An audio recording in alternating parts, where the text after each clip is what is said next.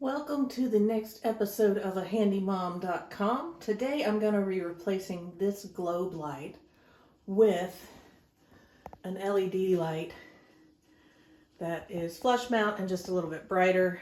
You can see where I've done one over there. I've still got a little bit of work to do to level it out, but you can see the difference. And really the issue here is that these are okay, they're a little bit higher end than the normal, like just round globes that come in new construction, so slightly an upgrade.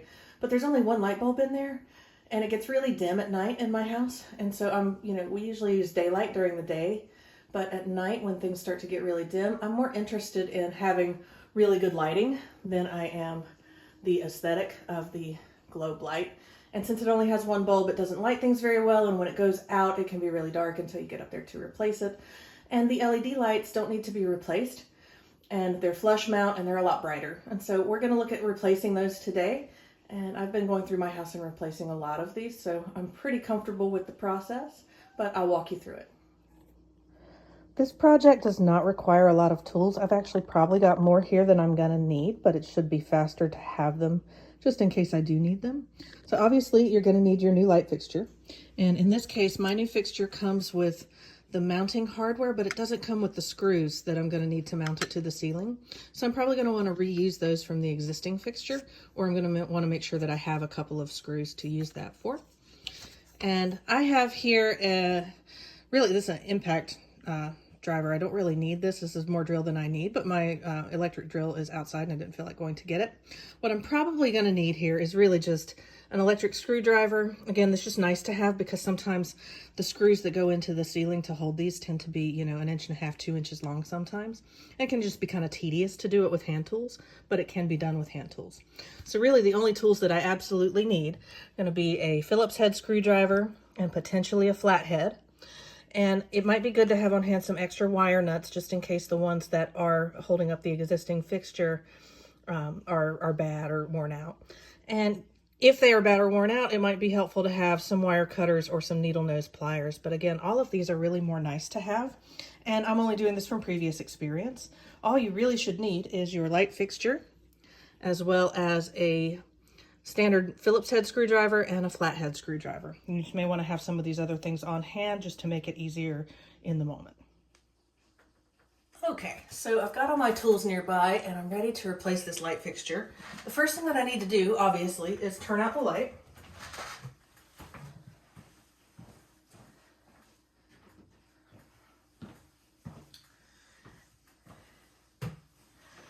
And you're going to want to make sure that the light has cooled down or that it hasn't been on that long. So the globe is not that hot right now. So I'm going to go ahead and remove this. Now the way most of these standard lights work is there's either going to be a cover for a bolt that threads to a really long screw for these globe type lights, or if it's a completely round globe, there might be some set screws in the sides here that you attach it to. In this case, it's just this cover that I can loosen by hand. And if you've changed the light bulbs in these, then you've already done this before, so this shouldn't be new information necessarily.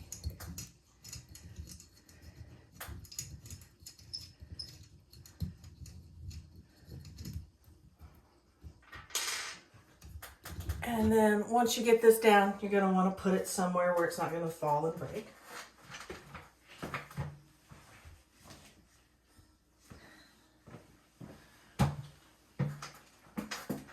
Okay, and the next thing I need to do is remove the rest of this fixture. It's probably a good idea to remove the light bulb just to make sure that it doesn't, drop and shatter.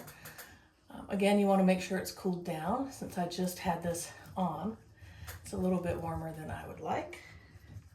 I'll be super careful with this.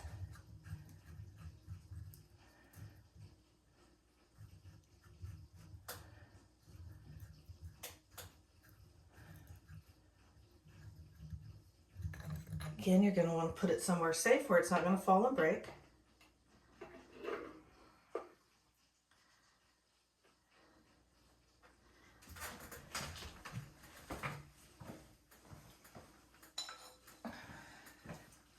And now I need to remove the whole fixture.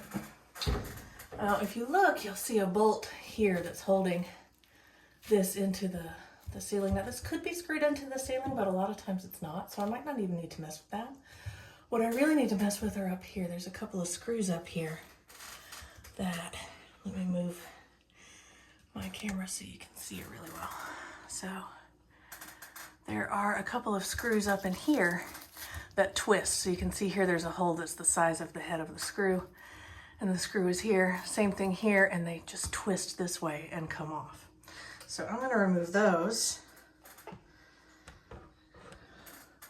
And I might not even need to remove them. I might just be able to loosen them. So that's gonna be my first attempt here. And I do have my electric screwdriver to hopefully make this go a little faster. But again, you could use a handheld, just a analog screwdriver as well. I don't need to take those all the way out, although I could. And then I just want to see if my fixture is loose enough. And if it is, I should be able to just twist those. And if this isn't screwed into the ceiling, feels like it might be, should be able to just loosen this and have it come down. Then I need to disconnect it from the ceiling. And so what we're seeing here is the mounting hardware. And you can see how up in the ceiling, here's where all the wires go. So what I'm gonna do is just pull this down. Now, of course, I did mention I turned off the light, so the circuit is broken. That is basically breaking a circuit. But if you are not comfortable doing this, you might want to go into your garage or your laundry room, wherever your main breaker is, and actually shut off the breaker to this area of the house. I've been doing a lot of these, and so I've hit a point of comfort with it where I feel pretty secure in just turning the switch off. Plus, I'm home alone today, so I know that my kids aren't going to come in and, turn the switch and not realize that I'm handling wires here. So what I need to do is loosen these wire nuts. And I might be able to reuse these, although honestly they're pretty big for this purpose, so I might use the ones that I had grabbed separately.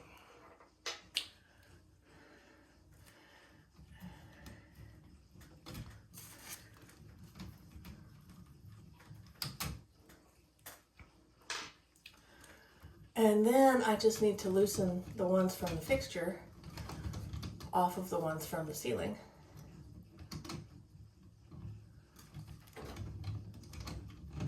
And this is where the needle nose pliers might, come in handy, or the wire cutters, depending on who installed it before and what kind of condition it's in. But in this case, these just slid off. I can see that these two are twisted together, and they're part of the black wire. All of these lights, by the way, come with a white wire and a black wire, and usually a ground wire, which looks like just plain copper. So here's my ground wire. It's got spray paint over it, so it's hard to see, but this is my black wire and my white wire. And I can see that there are two of each wound together, so I'm going to want to make sure to preserve that.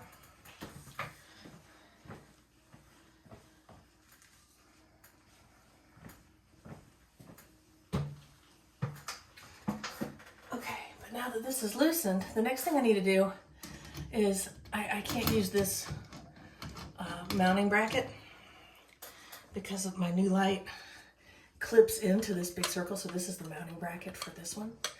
So it's clipped on right now. So I just need to just kind of push in on this clip so I can remove it. And I need to install this in place of that. And this is where I mentioned having the electric screwdriver or a drill might come in handy. As you can see how long these screws are. And it might be a lot of work to get them out with a hand tool. So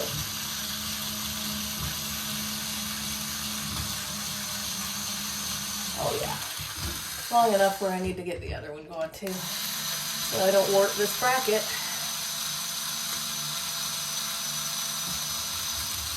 Now, if you've not done a lot of light fixtures, if you've not really handled them a lot of times they look really heavy, but they're really not. So I am going to try to use these two shorter screws that are here instead, but I want to keep these longer screws handy just in case I need them. So I'm trying not to drop them.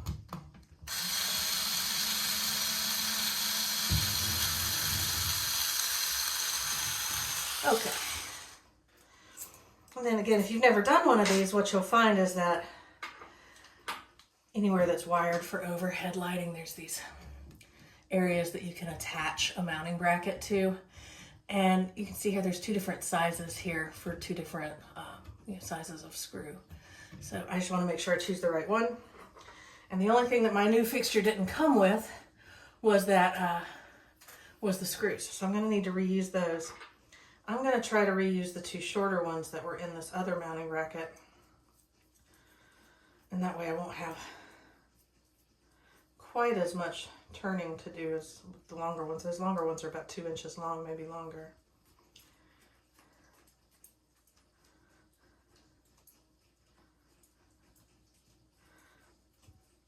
I'm just getting this loosened.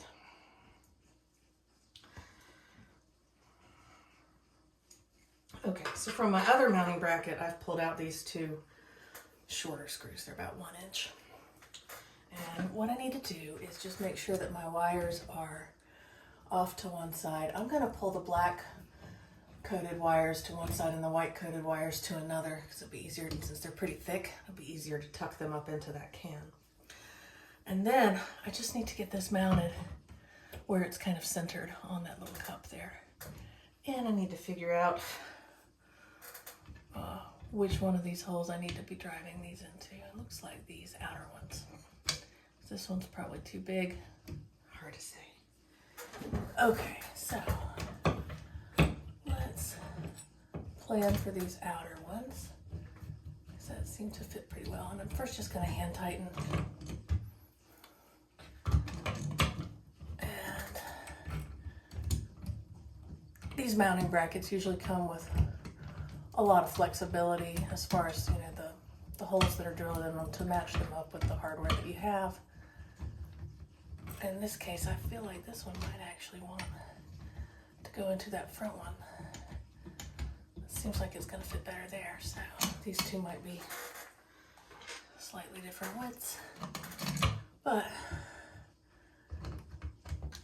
now I can tighten this. The one thing you want to do is just don't want to over tighten, because you don't want to warp your mounting bracket. Especially not with these that I'm trying to install because they're flush mount.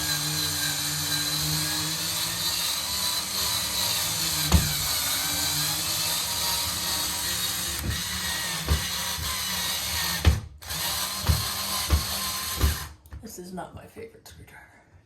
Okay, so you see it's a little bit loose. I don't want a lot of play there, but I'm going to tighten this a little bit more. Again, I just don't want to overdo it.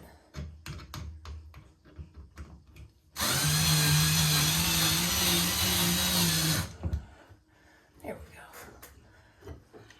These light fixtures are really light, so you don't really have to worry about them being too heavy. But now that we've got that, it's time to hook up my light fixture. Now mine doesn't come with a ground wire, so that third exposed copper wire, mine doesn't come with. And a lot of times those you can actually anchor them to this green set screw here so that you can let go of the light if you need to and it'll stay. But I do want to wrap this ground wire around that set screw. And ideally, I don't want too much in the way of this. And this one's really long, so I'm going to tuck it up in there as much as I can. And just wrap it around as tightly as I can one good time. And then just tighten that. That's all I need there. And now it's time to attach my light fixture. So I'm going to get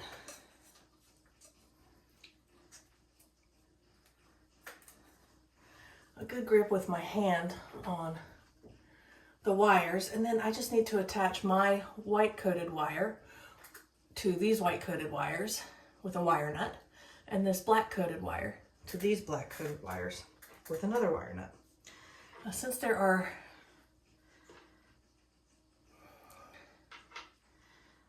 these are kind of big, I'm I'm going to use these two big red ones that were already up there. And what I really want to do is just try to get, see, this is more threaded, thinner wires, and then these are really thick copper wires. So what I really want to try to do is just wrap this as close to the tip as possible so that we get a good connection. And then I can let the wire nut kind of hold them together. Just kind of cap that on. Make sure all three of those wires are getting down into that wire nut. And tighten it. It's just kind of like a screw, so when you get resistance, you'll know. It doesn't hurt to give kind of just a light tug on them to make sure that they're in there right. And make sure to support this while you're doing it because you don't want it to fall down. And now just the same thing, this black wire. I'm gonna wrap it as best I can around these two other black wires and put my wire nut on there and tighten.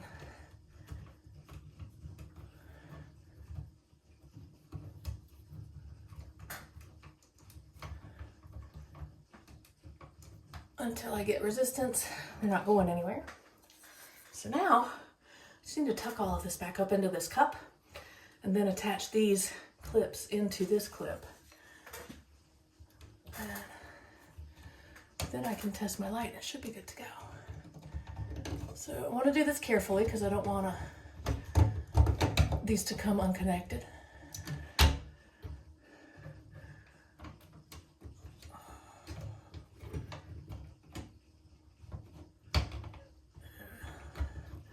The wires from the ceiling are a lot more rigid than the ones from the light, so I'm trying to push those from further down on their base. And now I just want to feed the wires from my light up into that cup too, so that I have as little between me and my mounting bracket and my light as possible. And then I just need to get that clip in there. And you can see where it sits pretty flush. You might twist it a little, but for the most part, that's about where it should be. And so now I'm going to go flip the switch and we'll see if it turns on.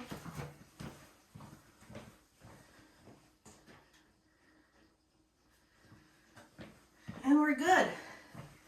Now we have a lot brighter light down this hallway, which I do use as auxiliary light at night as well, since it gets so dark in here. And in my opinion, this is an improvement. Again, if you use daylight during the day, and it gets darker in your house at night, the functional aspect of it's really kind of more important to me. And so having this is going to be a really nice upgrade. So hopefully this was helpful to you. Make sure to let me know if you have any questions. I'm happy to help you. But hopefully this will give you the confidence to tackle some of these projects on your own as well.